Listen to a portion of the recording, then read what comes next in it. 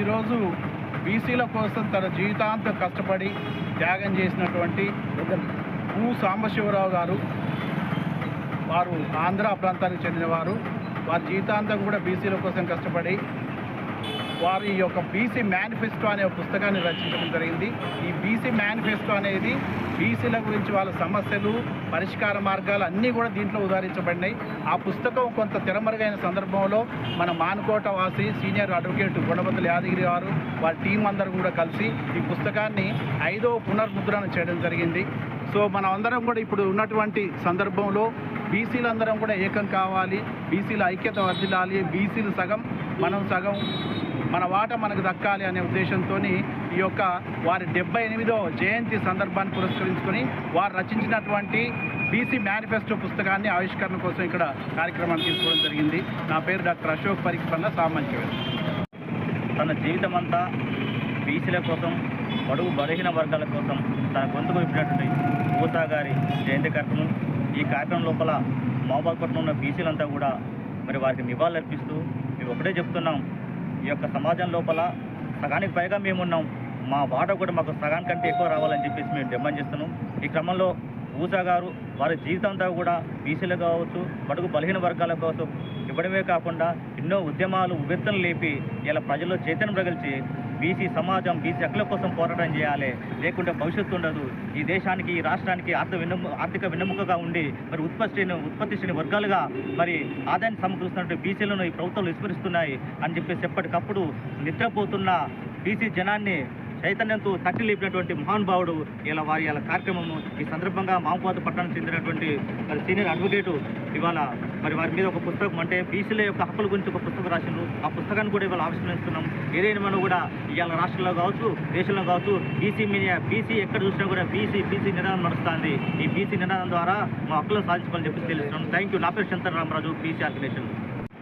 ఈ 78వ జయంతి సందర్భంగా ఊసా గారు అనేక కళలు కని ఉండే.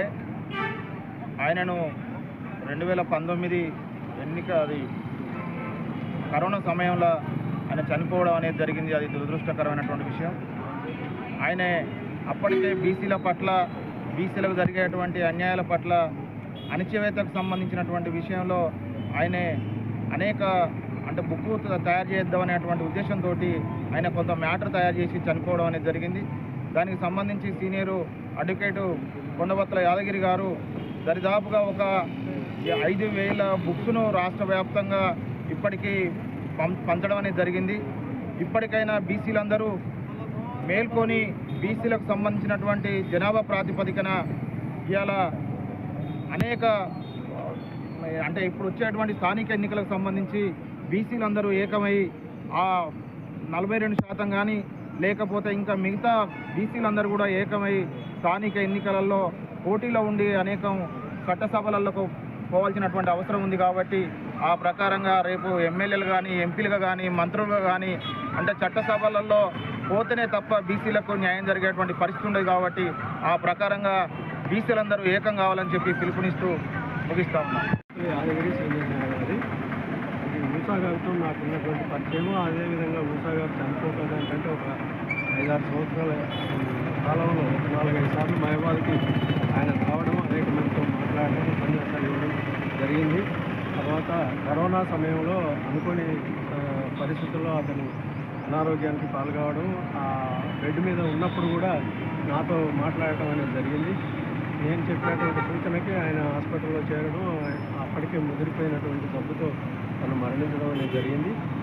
కానీ తను బతుకున్నంత కాలం ఉద్యమాలు ఏ ప్రజలకైతే అవసరమో, ఎక్కడైతే అవసరమో అక్కడ తను హాజరయ్యి ఆ ఉద్యమాలను నిర్మించి వాటికి దిశ అన్ని తనై నిలిచి అనేక పోరాటాలతో ఆంధ్ర, తెలంగాణ అనే తేడా లేకుండా ప్రజలందరి ముందు అతను పనిచేసి తన ప్రాణాన్ని అదే ఉద్యమాలకు అర్పించడం ఆయన జన్మదినం సందర్భంగా ఈ విధంగా గుర్తు చేసుకుంటూ విజయవాడలో జరుగుతుంది.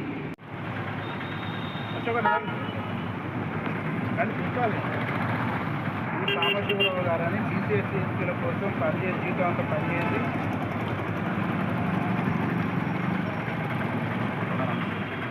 అన్నగారు మౌనం అనే వెంబటే వచ్చినాము ఫోటో కొట్టకపోతే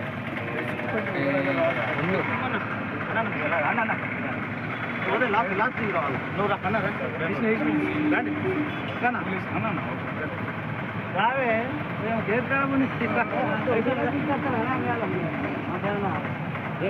సందర్భం సమయం ఏందని చెప్పి తెలవకపోతే ఎట్టా ఇక్కడికి వచ్చినాక చెప్దామని అంటే అట్టుంటుందే నన్ను పిలిచిండు ఎట్లుంటది అంటే మరి ఏం చేస్తుంటా ఇక తప్పదు నువ్వురా మెసేజ్ పెట్టాను